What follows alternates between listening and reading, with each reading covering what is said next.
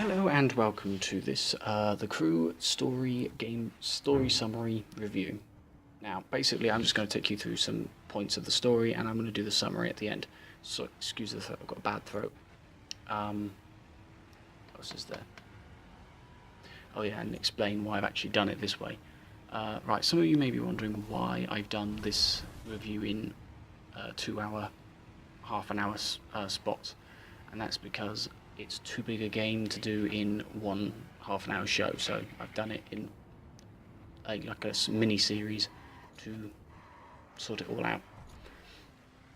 Also helps me get my thoughts in order. Right, now, rather simply, we're going to start off easily with the story. Now, in the story, you play a character called Alex. I think it's Ryder, maybe, but we nickname him Freeman, so we're going to call him Alex Freeman for now. So you as Alex Freeman are a hotshot for basically like a minion for the group 510s, this racing gang that you and your brother are part of. Your brother is the leader, and you are just like some minion that they send around to do stuff. But you're apparently a really good racer because you're allowed to take part in their races, but you never get membership. Anyway, so that's step one out of the way. What happens is after you win your first race, your brother asks you to take him to this meeting with an upstart V8. Ranks are the engine type, so V2, V4, V6, V8, and then V10, which is the leader. Now, basically this V8 Shiv is being a little upstart, and he's basically he needs to be put into place. So his brother, Alex Ryder, your brother,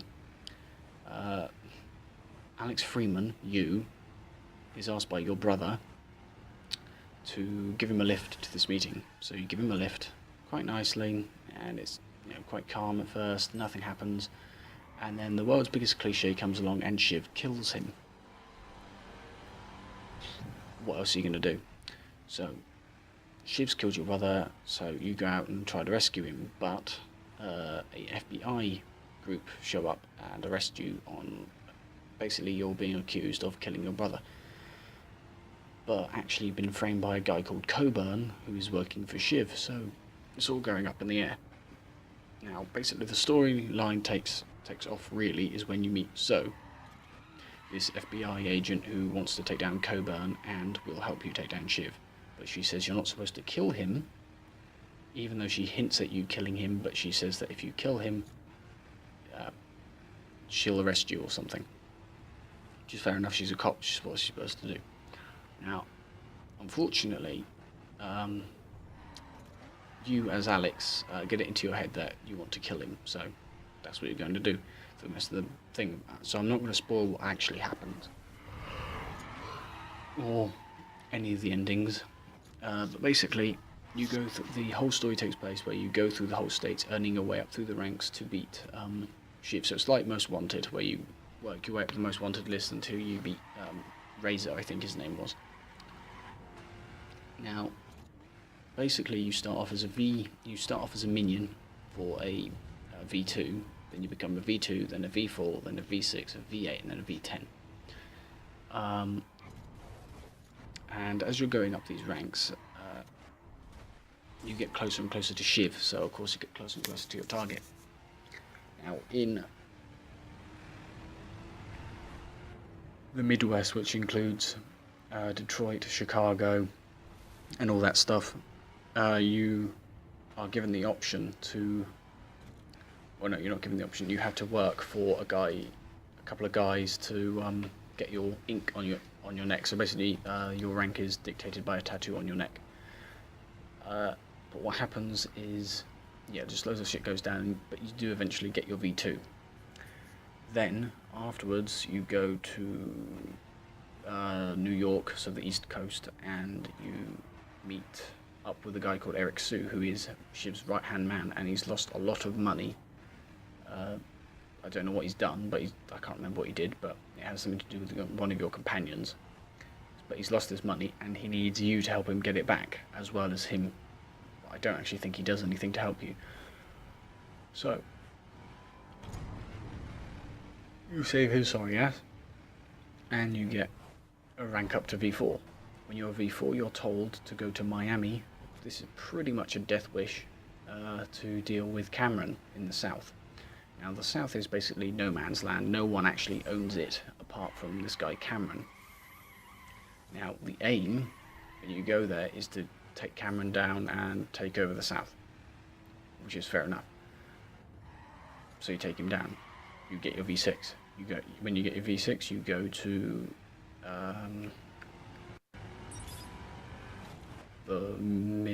it's the mountain states, where you have to go off-road to smuggle stuff across borders and stuff and help them resecure their routes. The V10s resecure the routes because the police are being arseholes. Afterwards, then, it's just basically like a tournament that Shiv does to find out who's going to be his next second in command. So yeah, there's that, and that's how you get close to him. The rest of the game is basically, the rest of the story is basically in characters. So you meet a plethora of characters along the way who help you and join your crew to help you get along your way. So you got, for example, if we're just going to start with your enemies, you got Shiv, Coburn, and Eric Sue. Eric Sue's a complete nutball. Shiv's just completely sadistic and evil, and Coburn is corrupt and greedy. What more could you want from a couple of villains? Now, you get so now you've got some of your good guys, and then there's a couple of bad guys that I really can't remember the name of because they kind of blend into obscurity. Herschel is the guy who helps you actually get into the 510s as a V2. So he's a V4. He needs help getting to V4. He's a V2 trying to get to V4. He needs your help as a minion to get to V4. You have to become a V2 when he gives you a V4. When he gets a V4. It's confusing. He ranks up when you rank up. So he's a cool guy, but he's not really. He's technically a good guy.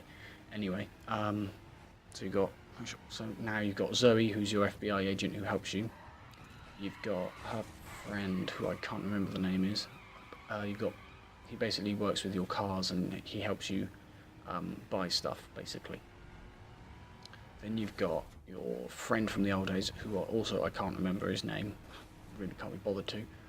He's basically a friend before you went to prison, and he's a veteran V10 and he's a mechanic, so he helps you with your dirt spec vehicles and a couple of grip things.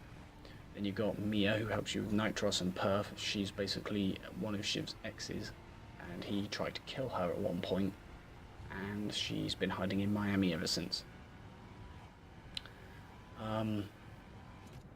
Then you've got Roxanne, who's basically this hacker, pretty much from Watch Dogs, if you want to believe that, and she helps you resecure the supply routes. And then you've got some stunt driver who also I can't remember the name of, who helps you with your circuit cars. By the way, Roxanne helps you with your raids, but this guy helps you with your circuit cars and other stuff, how you control your car and whatnot.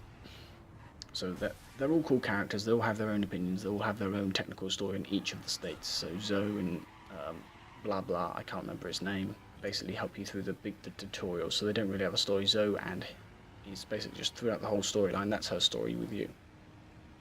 Then you have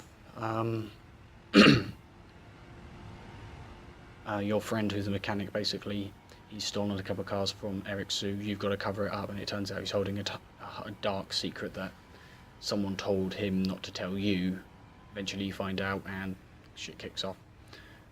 Then you get Mia, who basically, as I said, she's scared shitless of Cameron, but she's also scared shitless of Shiv. So basically she's stuck between a rock and a hard place, and it takes you to bring her out.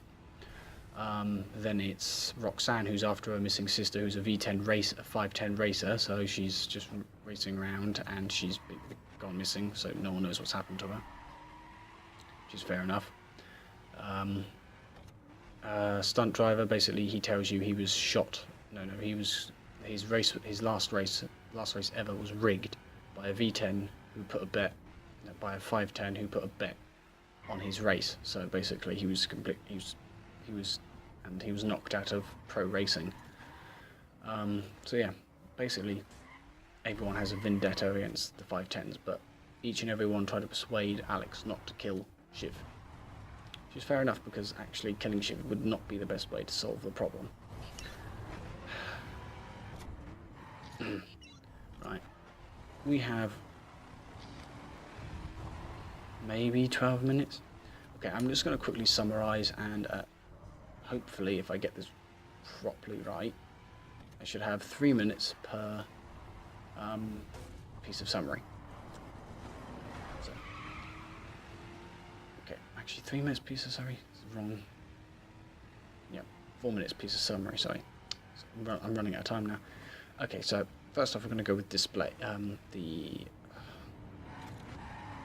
display, no. Visuals, that's it, bloody hell. The first review I showed you. Now, visuals in the crew are superb. All the cars look perfect. The car you drive always looks perfect. The cars that your enemy players drive, perfect. Crew drive, play, perfect, blah blah blah, perfect, perfect, perfect. The world looks almost realistic. When it rains, it's absolutely gorgeous. Bloody hell, what happened there? I hate glitches. Yeah, that's also another problem. It lags out a lot, so it's a gameplay thing. But anyway, visual. So yeah, everything looks perfect. Everything looks right. But every now and again, you get a bit. When you look at someone's face, or when you look at something in particular, I don't know. There are some things that just don't suit the world that you're in. It just doesn't. So I mean, like faces of the characters, but also it's a bit cheeky where they put they black out the car's windows.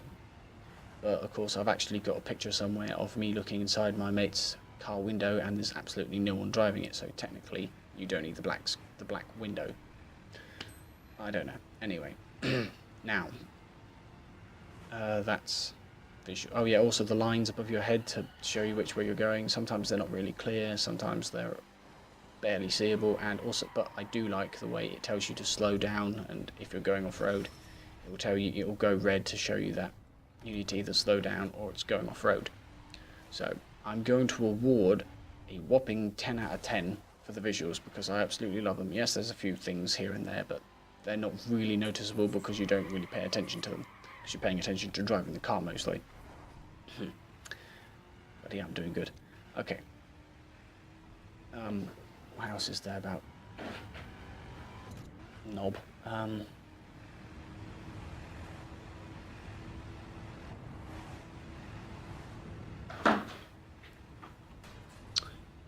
What else is there about the fucking car?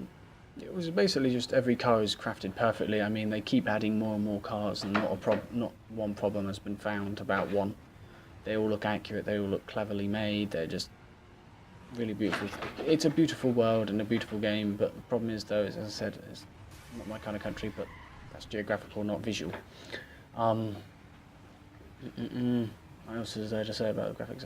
I like the menu because it's actually live action. So basically, if you press the pad button, you can zoom out to the whole map and see the whole thing.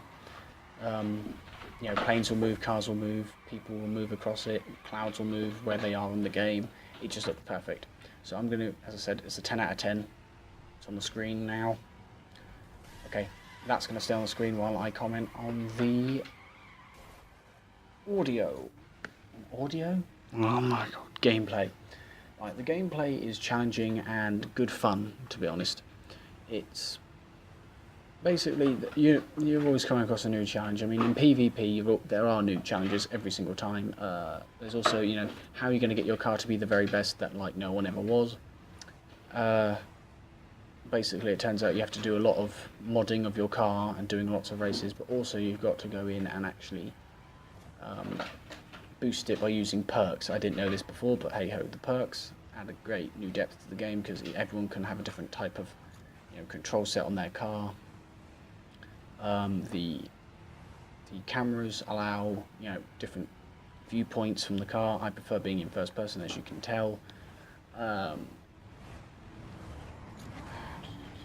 I said, the cars control differently. It doesn't matter what car you're driving. No car is ever the same. I mean, GT500 is going to be very drifty for some strange reason, while the F40 Ferrari is going to be straight pin on dead on the line, which is actually really nice when it's really good upgrade.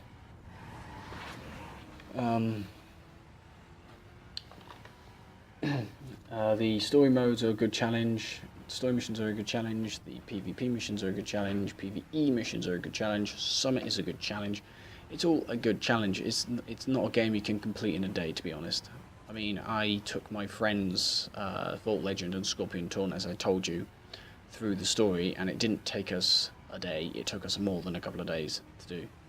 I mean, I think it took at least a week, but we spread it out between a year because we couldn't really find time to play it all together at the same time because we were doing shit. So yeah, we've done. Yeah, there's the gameplay. The thing is though, is that when it comes to the gameplay and the sort of stuff that you come across is while you're playing the gameplay, you're coming across like other players who could be mucking you around. So when you're trying to do a skill, for example, when you're trying to do slalom or stay on the road, that sort of thing, you end up coming across loads of people who are trying to knock you off your course and annoy you, and it is infuriating how many times that has happened to me. I mean, it drives me insane. It's not fun. It's annoying, to be honest. It's not funny. The amount of trolls on this game is ridiculous. So yeah, there's that. What else is there gameplay-wise? Basically, there's just it seems there's like a never-ending fountain of something to do. I mean, with the summits, they come out like every 3 days. So you go in, you do all the challenges, and then you come back out and you wait to see how far up the leaderboards you come.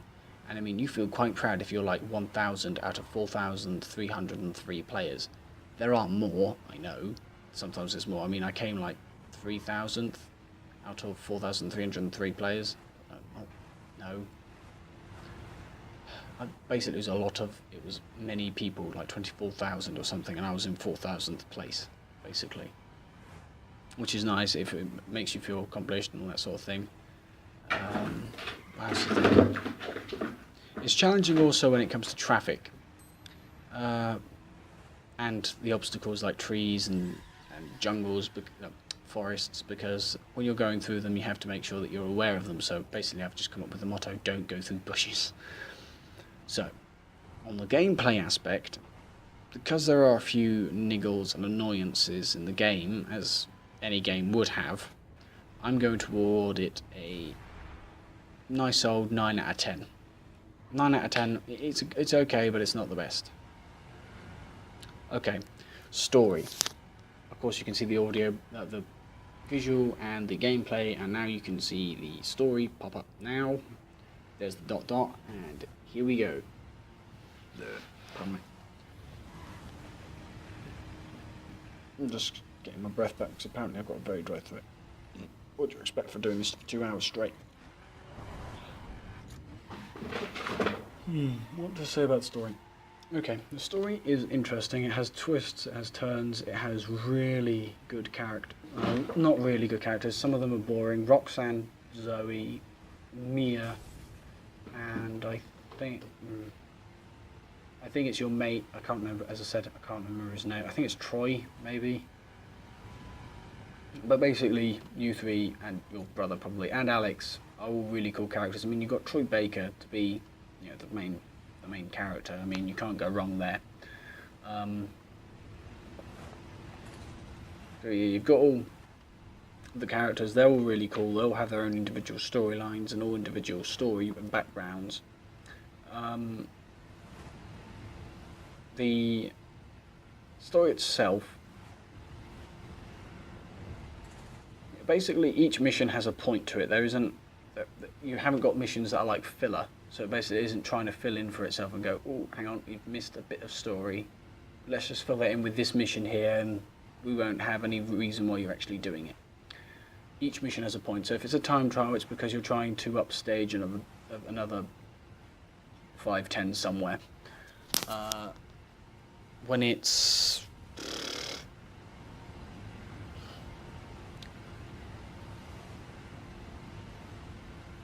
Yeah, when it's a race, you're just trying to get money back. It is just a list of all these sorts of things. So, I mean, it's a good villain. Shiv is a sadistic bastard, and I love him.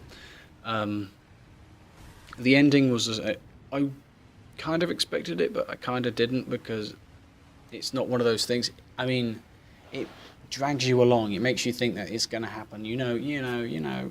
We aren't actually bullshitting you. We aren't going to throw that twist in. It's going to happen. It's going to happen. It's going to happen. It doesn't happen. And then, of course, all of a sudden it turns out that your character's a bit more honourable than you had taken him for. Which kind of makes you feel a bit shit in the way. But, as it is.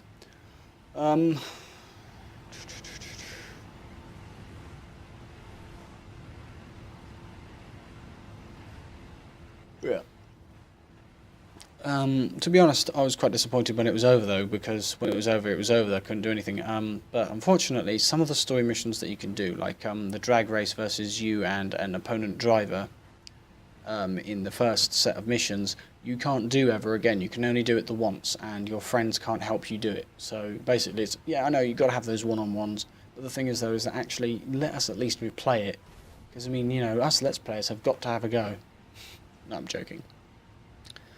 I'm not doing a Let's Play of this game anymore. I've dumped that idea because I'm doing a review of it now, so fuck it.